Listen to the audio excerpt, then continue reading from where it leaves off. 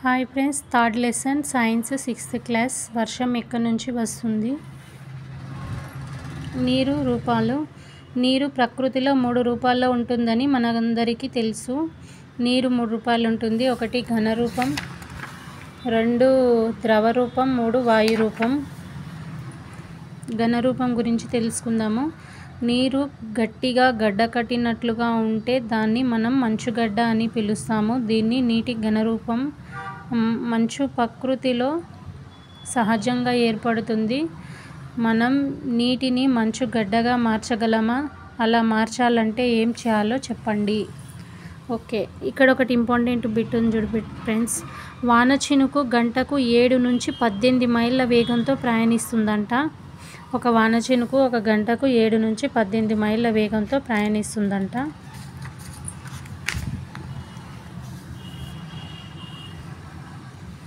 ద్రవరూపం. మంచును ఆరుబయట ఉంచితే ఏమవుతుంది? అది నీరుగా మారుతుంది. మంచు గడ్డను వేడి చేస్తే అది నీరుగా మారుతుంది. నీరు ద్రవరూపంలో మహాసముద్రాలు, సముద్రాలు, నదులు, సరస్సుల్లో నిల్వ ఉంటుంది. భూగర్భంలో నీరు ఏ రూపంలో ఉంటుందో ఊహించండి. ఇక్కడ ద్రవ రూపం గురించి ఏమి ఇచ్చినంటే, మంచును ఆరుబయట ఉంచితే ఏమవుతుంది? అది నీరుగా మారుతుంది. మంచుగడ్డను వేడి చేస్తే అది నీరుగా మారుతుంది. నీరు ద్రవ రూపంలో మహాసముద్రాలు, సముద్రాలు, నదులు, సరస్సుల్లో నిల్వ ఉంటుంది. భూగర్భంలో నీరు ఏ రూపంలో ఉంటుందో ఊహించండి. ఓకే, వాయురూపం. నీటిని వేడి చేస్తే ఏమవుతుంది? నీటిని వాయు రూపమే నీటి ఆవిరి. ఇది మన చుట్టూ ఉండే గాలిలో ఉంటుంది. నదులు, సముద్రాల్లో నీరు వేడెక్కి నీటి ఆవిరిగా మారుతుంది. మంచు గడ్డలను వేడి చేస్తే నీరుగా మారుతుందని, నీటిని వేడి చేస్తే ఆవిరిగా మారుతుందని మనకు తెలుసు. అలాగే నీటిని ఆవిరిని చల్లబరచడం వల్ల తిరిగి నీటిని పొందవచ్చు. నీటిని ఇంకా చల్లబరిస్తే మంచుగా మారుతుంది. ఓకే, ఇక్కడ ఏమంటుందంటే నీటి వాయు రూపమే నీటి ఆవిరి. ఇది మన చుట్టూ ఉండే గాలిలో ఉంటుందన్నమాట. మన చుట్టూ ఉండే గాలిలో నీటి ఆవిరి ఉంటుంది. నదులలో, సముద్రాలలో నీరు వేడెక్కి నీటి ఆవిరిగా మారుతుంది. మంచుగడ్డలను వేడి చేస్తే కూడా నీరుగా మారుతుంది. నీటిని వేడి చేస్తే ఆవిరిగా మారుతుంది అని మనకు తెలుసు. అలాగే ఆ నీటి ఆవిరిని చల్లబరచడం వల్ల తిరిగి నీటిని పొందవచ్చు. ప్లస్ ఇంకా చల్లబరిస్తే అది మంచుగడ్డగా మారుతుందన్నమాట. మంచు వేడి చేస్తే చల్లారిస్తే నీరు, వేడి చేస్తే చల్లారిస్తే నీటి ఆవిరి. మంచుని చల్లారిస్తే నీరు అవుతుంది. ఇక్కడ ఇచ్చారు చూడు ఫ్రెండ్స్. మంచు వేడి చేస్తే చల్లారిస్తే, మంచుని వేడి చేయొచ్చు, చల్లార్చొచ్చు. నీటిని కూడా వేడి చేయొచ్చు, చల్లార్చొచ్చు. నీటి ఆవిరి వాయు రూపంలో వెళ్తుంది. వాయు రూపం. కనుక నీటికి ఉండే 3 రూపాలను ఒక రూపం నుంచి మరొక రూపానికి మార్చడానికి వీలు కలిగిన మనం అర్థం చేసుకోవచ్చు. అంటే ఇక్కడ మంచు నీరుగా మారుతుంది, నీరు ఆవిరిగా మారుతుంది అన్నమాట. మంచును వేడి చేస్తే నీరుగా మారుతుంది, నీటిని వేడి చేస్తే ఆవిరిగా మారుతుంది. అక్కడ నీటి ఆవిరిని చల్లారిస్తే నీరుగా మారుతుంది. నీరుని మరీ చల్లారిస్తే మంచుగా మారుతుందని అర్థం. నీరు వివిధ రూపాల్లోకి మారుతుంది. నీటిని నీటి ఆవిరిగా మార్చే ప్రక్రియనే బాష్పీభవనం అంటారు. బాష్పీభవనం అంటారు. నీటిని నీటి ఆవిరిగా మార్చే ప్రక్రియని బాష్పీభవనం అంటారు. దీన్నే ఇరుగుట అంటారు. నీటిని కొంచెం వేడి చేస్తే వెచ్చబడతాయి, ఇంకా వేడి చేస్తే మరుగుతాయి, ఆవిరవుతాయి. వాన చినుకు ఆకారం నిజానికి మనకు కనిపిస్తున్నట్లుగా గుండ్రంగా ఉండదు. మేఘంలోంచి జారి పడుతున్నప్పుడు అలా కనిపిస్తుంది. వాన చినుకు ఆకారం అనేది గుండ్రంగా ఉండదంట. వాన చినుకు ఆకారం నిజానికి మనకు కనిపిస్తున్నట్లుగా గుండ్రంగా ఉండదు. మేఘంలోనికి జారి పడుతున్నప్పుడు అలా కనిపిస్తూ ఉంటుంది. అంటే నీళ్లు గ్రహించే ఉష్ణ పరిమాణం బాష్పీభవనాన్ని ఇరుగుట ప్రభావితం చేస్తుందని అర్థం చేసుకోవచ్చు. కనుక నీరు అధిక ఉష్ణాన్ని పొందితే అది త్వరగా ఆవిరవుతుందని మనం చెప్పవచ్చు. భూమిపై బాష్పీభవనం సహజంగా జరిగే ప్రక్రియ.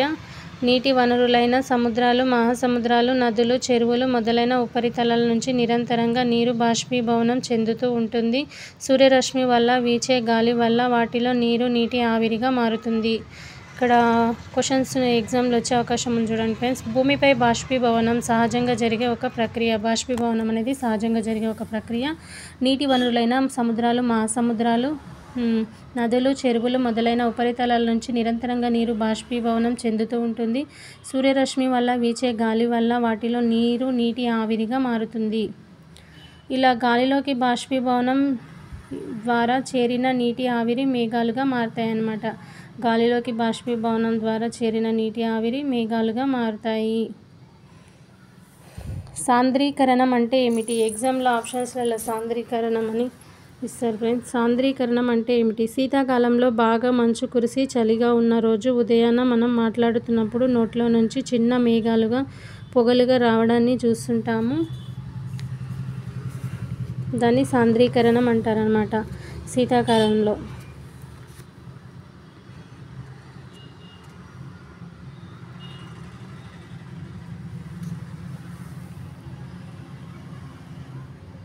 శీతాకాలంలో ఉదయం పూట గడ్డి మీద మొక్కల ఆకుల చివరన చిన్న చిన్న తేమ బిందువులు ఏర్పడ ఉండడం నువ్వు గమనించే ఉంటావు. దీన్నే సాంద్రీకరణం అంటారు. ఇక్కడ శీతాకాలం మ్యాటర్ ఉంది కదా, ఇక్కడ శీతాకాలంలో చిన్న చిన్న దానిలని సాంద్రీకరణం అంటారు. గడ్డి మీద తేమ బిందువులు.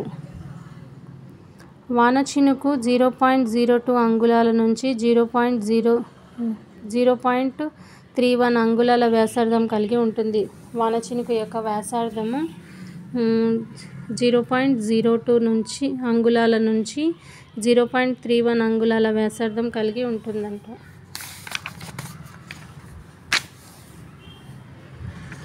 ఒక గ్లాసులో కొంత నీరు తీసుకోండి, దాన్ని కొన్ని మంచు ముక్కలు కలపండి, కొద్దిసేపు తర్వాత గమనించండి. గ్లాసు వెలుపలి తలంపై కొన్ని చిన్న చిన్న నీటి బిందువులు ఏర్పడి ఉండడం మీరు గమనించారు.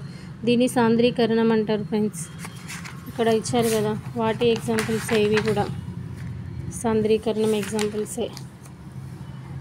నిత్య జీవితంలో మీరు ఎప్పుడైనా నీటి ఆవిరిని నీరుగా మారడం గమనించారా? నీటి ఆవిరి నీరుగా మారే ప్రక్రియనే సాంద్రీకరణం అంటారు. ఇది ఇంపార్టెంట్ ఇక్కడ పాయింట్. నీటి ఆవిరి నీరుగా మారే ప్రక్రియనే సాంద్రీకరణం అంటారు. మేఘాలు, వర్షం. బాగా ఎండగా ఉన్న రోజుల్లో సూర్యరశ్మి వలన భూమితో పాటు సముద్రాలు, మహాసముద్రాలు, నదులు, చెరువులు మొదలైనవి వాటిలోని నీరు కూడా వేడెక్కుతుంది. అప్పుడు ఆ నీరు బాష్పీభవనం వల్ల నీరు ఆవిరిగా మారుతుంది. నీటి ఆవిరి గాలి కంటే తేలికగా ఉంటుంది. నీటి ఆవిరి అనేది గాలి కంటే తేలికగా ఉంటుంది. ఇది ఆప్షన్స్లలో అడుగుతారు. నీటి ఆవిరి అనేది గాలి కంటే తేలికగా ఉంటుంది. అందువల్ల అది వాతావరణంలోకి పైకి చేరుతుంది. భూతలం నుండి పైకి పోయే కొద్దీ గాలి చల్లబడుతుంది. భూమి నుంచి పైకి పోయే కొద్దీ గాలి చల్లబడుతుంది. అలా వాతావరణంలోకి పైకి చేరిన నీటి ఆవిరి అక్కడున్న చల్లని గాలులు తాకి సూక్ష్మమైన చిన్న చిన్న నీటి బిందువులుగా మారుతుంది. ఈ సూక్ష్మమైన నీటి బిందువులనే గాలిలో తేలుతూ వాతావరణంలో మనకు మేఘాల రూపంలో కనిపిస్తాయన్నమాట.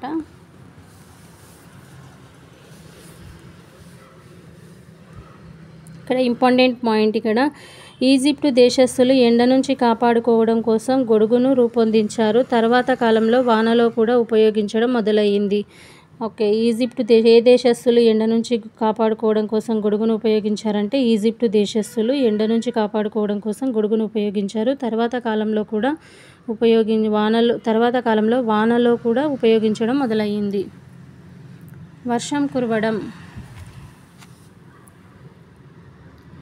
ఏర్పడిన మేఘాలు ఒక చోట స్థిరంగా ఉండలేవు. అవి గాలి వీచే దిశకు అనుకూలంగా తరచు కదులుతూ ఉంటాయి. అలా కదులుతూ కొన్ని మేఘాలు కలిసిపోయి అధిక నీటి ఆవిరితో నిండిపోయి ఇలా నీటి బిందువులతో నిండిన మేఘాలు గాలి ప్రవాహం వల్ల సముద్రాల నుండి భూతలం వైపు ప్రయాణిస్తూ ఉంటాయి. ఈ మేఘాలు వాతావరణంలో పైపొరలో ఉండే చల్లని గాలుల వల్ల చల్లబడతాయి. మేఘాలు లేకుండా వర్షాలు కురవని మనకు తెలుసు. కానీ అన్ని మేఘాలు వర్షాలు కురిపించలేవు కూడా. కనుక వర్షం కురవాలంటే మేఘాలలో కొన్ని మార్పులు జరగవలసి ఉంటుంది. మేఘాలు మరింతగా చల్లబడినప్పుడు అందులో తేమ బిందువులు పెద్దవై మేఘాలు బరువుగా మారతాయి. అప్పుడు అవి భూమిపైకి దిగుతాయి. ఆ మేఘాలు రంగు తెలుపు నుండి నలుపుకు నలుపుకు మారుతూ మనకు దట్టమైన మేఘాలు కమ్ముకున్నట్లుగా కనిపిస్తుంది. ఆ సమయంలో ఆ మేఘాల్లోని తేమ బిందువులు మరింత పెద్ద అవుతాయి. మేఘాలు వాటిని ఇక నిలుపుకోలేక తేమ బిందువులు కిందకు రాలడం ప్రారంభమవుతుంది. దీన్నే మనం వర్షం కురవడం అంటాము. వర్షం కురిసే ముందు మేఘాలు భూమి వైపుకు దిగటం, చల్లని గాలులు వీచడాన్ని మీరు గమనించే ఉంటారు. బాగా చల్లగా ఉన్న సందర్భంలో నీటి బిందువులు చిన్న చిన్న మంచు స్ఫటికాలుగా ఘనీభవించి మనకు మంచు కురిసినట్లుగా కనిపిస్తుంది. మరికొన్ని సందర్భాల్లో పెద్ద పెద్ద నీటి బిందువులు ఘనీభవించి మంచు ముక్కల్లాగా కిందకు పడతాయి. వీటిని మనం వడగండ్లు అంటాము. ఋతుపవనాలు. ప్రతి సంవత్సరం కొన్ని నెలల్లో వర్షాలు కురవడం మనం సాధారణంగా చూస్తుంటాం. మన రాష్ట్రంలో జూన్ నుండి సెప్టెంబర్ వరకు వర్షాలు కురుస్తుంటాయి. మన తెలంగాణ రాష్ట్రంలో జూన్ నుండి సెప్టెంబర్ వరకు, జూన్ అంటే school opening time, June, July, August, September openings టైంలోనే ఉంటాయి. జూన్, జూలై, ఆగస్టు, సెప్టెంబర్ వరకు వర్షాలు కురుస్తుంటాయి. ఈ రోజుల్లో ఆకాశం మేఘాలతో నిండి ఉంటుంది. గాలులు కూడా వీస్తుంటాయి. నైరుతి మూల నుంచి ఈ గాలులు వీస్తుంటాయి కాబట్టి వీటిని నైరుతి ఋతుపవనాలు అంటారు. నైరుతి మూల నుంచి వీస్తుంటాయి అన్నమాట జూన్లో. వాటిని అందుకే నైరుతి ఋతుపవనాలు అంటారు. మనకు నైరుతి ఋతుపవనాల నుంచి వర్షం వస్తుంటుంది అన్నమాట. అలాగే నవంబర్, డిసెంబర్ నెలల్లో కూడా వర్షాలు కురుస్తాయి. సెప్టెంబర్ అంటే అక్టోబర్ 1 కాదు, నవంబర్, డిసెంబర్ నెలల్లో కూడా వర్షాలు కురుస్తాయి. ఈ సమయంలో ఈశాన్య మూల నుంచి గాలులు వీస్తుంటాయి. వీటిని ఈశాన్య ఋతుపవనాలు అంటారు. అంటే ఇక్కడ నేను రాసుకున్నాను చూడు ఫ్రెండ్స్. జూన్ నుండి సెప్టెంబర్ వరకు వీసే వర్షాలనేమో నైరుతి ఋతుపవనాలు అంటారు. నవంబర్ నుంచి డిసెంబర్ వరకు వీసే వర్షాలనేమో ఈశాన్య ఋతుపవనాలు అంటారు. ఇక్కడ ఒకటి పాయింట్ చెప్పుకోవాలి మనము. పరిశ్రమలు, వాహనాల నుంచి వెలువడే సల్ఫర్ డయాక్సైడ్, నైట్రోజన్ డయాక్సైడ్లతో మేఘాలు కలుషితమైనప్పుడు ఆమ్ల వర్షాలు కురుస్తాయి. ఇది చాలాసార్లు ఎగ్జామ్స్లో అడిగినారు ఫ్రెండ్స్. పరిశ్రమలు, వాహనాల నుంచి వెలువడే సల్ఫర్ డయాక్సైడ్, నైట్రోజన్ డయాక్సైడ్ మేఘాలు కలుషితమైనప్పుడు ఆమ్ల వర్షాలు కురుస్తాయి. అంటే సల్ఫర్ డయాక్సైడ్, నైట్రోజన్ డయాక్సైడ్లతో మేఘాలు కలుషితమైతే అప్పుడు ఆమ్ల వర్షాలు కురుస్తాయి. Sulphur dioxide, nitrogen dioxide, sulphur dioxide, nitrogen dioxide. జలచక్రం. వర్షం కురిసినప్పుడు చెరువులు, కుంటలు నిండుతాయి. నీరు చిన్న చిన్న కాలువలుగా ప్రవహిస్తుంది. ఇలాంటివే చాలా కలిసిపోయి పెద్ద ప్రవాహాలుగా మారుతాయి. ఈ పెద్ద పెద్ద ప్రవాహాలు నదుల్లో కలుస్తాయి. నదులు సముద్రాల్లోకి,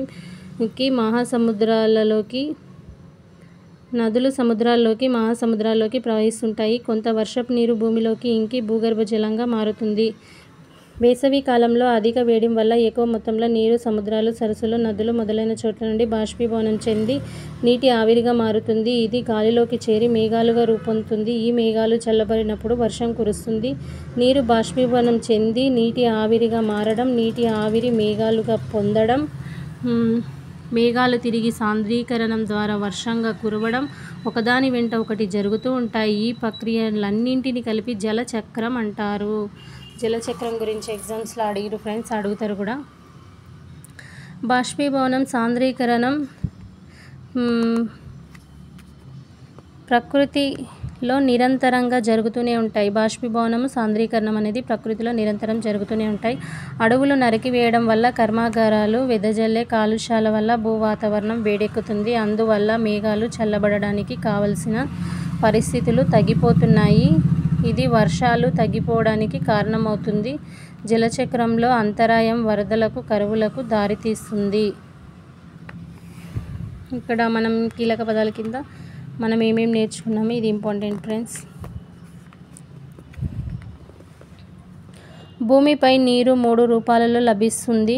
మంచు ఘనరూపం, నీరు ద్రవరూపం, నీటి ఆవిరి వాయురూపం. నీరు నీటి ఆవిరిగా మారే ప్రక్రియను బాష్పీభవనం అంటారు. మేఘాలన్నీ వర్షాన్నివ్వవు. నీటిని ఎక్కువ వేడి చేస్తే అది త్వరగా బాష్పీభవనం చెందుతుంది. నీటి ఆవిరితో కూడిన సూక్ష్మ బిందువులతో ఏర్పడేదే మేఘం. సముద్రాలు, సరస్సులు, చెరువులు మొదలగునవి ఉపరితలాల నుంచి నీరు బాష్పీభవనం చెందడం మేఘాలు ఏర్పడడానికి దోహదపడుతుంది. భూతలం నుంచి పైకి పోయినప్పుడు చల్లబడుతుంది. పోయినప్పుడు గాలి చల్లబడుతుంది. భూతలం నుంచి పైకి పోయినప్పుడు గాలి చల్లబడుతుంది. నీటి బాష్పీభవనం సాంద్రీకరణల పరంపర భూమిపై వర్షం పడేందుకు కారణమవుతుంది. ఇక్కడ ఒకటి ఇంపార్టెంట్, సతత హరిత అరణ్యాలలో ఎగిరే ఉడతలు పాములు ఉంటాయన్నమాట. ఎగ్జామ్లో ఆప్షన్స్లలో అడుగుతారు. సతత హరిత అరణ్యాలలో ఎగిరే ఉడతలు పాములు ఉంటాయి, ఏముంటాయని అడుగుతారు. ఆప్షన్స్లలో వేరే వేరే ఆప్షన్స్ ఇస్తారు. అక్కడ ఉడతలు పాములు, సతత హరిత అరణ్యాల్లో ఎగిరే ఉడతలు పాములు ఉంటాయి. నీటి ఆవిరి నీరుగా మారే ప్రక్రియనే సాంద్రీకరణం అంటారు. నీటి ఆవిరి నీరుగా మారే ప్రక్రియను ఏమంటారంటే సాంద్రీకరణం అంటారు. నీరు నీటి ఆవిరిగాను, నీటి ఆవిరి మేఘాలుగా, మేఘాలు వర్షాలుగా రూపొందే ప్రక్రియను పరంపరనే జలచక్రం అంటారు. నీరేమో నీటి ఆవిరిగాను, నీటి ఆవిరేమో మేఘాలుగాను, మేఘాలుగానేమో వర్షంగాను రూపొందే ప్రక్రియను పరంపరంగానే జలచక్రం అంటారు. ఓకే. ప్రాణం తీసే ప్లాస్టిక్ సంచులు. ఓకే, ఇది ఇంపార్టెంటో లేదో కానీ ఒకసారి చదువుదాం ఫ్రెండ్స్. మనం ప్రతి దానికి పాలిథిన్ సంచులు, కవర్లు ఉపయోగిస్తున్నాము. శుభకార్యాలు, ఇతర సందర్భాలలో వాడి పారేసే ప్లేట్లు, గ్లాసులు విపరీతంగా ఉపయోగిస్తున్నాం. బజార్లో అమ్మే ఆహార పదార్థాలన్నీ పాలిథిన్ సంచుల్లోనే ఉంటున్నాయి. ఇలా మనం ప్రతిరోజు వాడి పడేసే పాలిథిన్ సంచులు నేలల్లో కలిసిపోవు. నేల మీద పొరలుగా పేరుకుపోవడం వల్ల వర్షపు నీరు నేలలోకి ఇంకడానికి ఆటంకం కలిగించి భూగర్భ జలాలు తగ్గి కరువులు కారణమవుతున్నాయి. మరొక వైపు కాలువలకు, నాలలకు అడ్డుపడి వర్షాలు కురిసినప్పుడు వరదలు వస్తున్నాయి. ప్రధానంగా నగరాలు, పట్టణాల్లో ప్రజలకు ఎంతో నష్టం కలిగిస్తున్నాయి. ఓకే.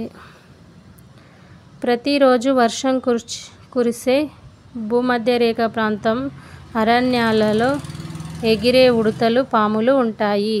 ఓకే ఫ్రెండ్స్, ఇది నేను డౌట్ మీదే ఉన్నా. మొన్న 2024 టెట్ 2లో పేపర్ 1లో మార్నింగ్ సెక్షన్లో అడిగిరు ఫ్రెండ్స్ క్వశ్చన్. ఎలా అడిగిరంటే సతత హరిత అరణ్యాలలో ఆకులు ఎల్లప్పుడూ పచ్చగా ఉంటాయి ఎందుకు అని అడిగిరు. అక్కడ ఆప్షన్స్లలో ప్రతిరోజు వర్షం కురుస్తుంది, అక్కడ ఆకులు ఎండిపోవు, ఎంబడే చిగురిస్తాయి అనే ఆప్షన్స్ ఇచ్చారు. కాకపోతే ఇక్కడే లాజిక్గా అడిగారు చూడండి. ఇక్కడ సతత హరిత అరణ్యాలలో ఎగిరే ఉడతలు పాములు ఉంటాయని చెప్పారు. ఇవి సతత హరిత అరణ్యాలు. ఇక్కడ ఏంటంటే ప్రతిరోజు వర్షం కురిసే భూమధ్య రేఖ ప్రాంత అరణ్యాలలో ఎగిరే ఉడతలు పాములు ఉంటాయి. అంటే ఎగిరే ఉడతలు పాములు ఏడుంటాయి? సతత హరిత అరణ్యాలు ఉంటాయి. సతత హరితాలలో ప్రతిరోజు వర్షం పడుతుంది, అందుకే అక్కడ ఆకులు పచ్చగా ఉంటాయి. ఇంత లాజిక్గా అడిగారు friends question. Okay friends, third lesson complete అయింది. 6th class science. 4th lesson next క్లాస్లో చెప్పుకుందాము. జంతువులు ఏం తింటాయి.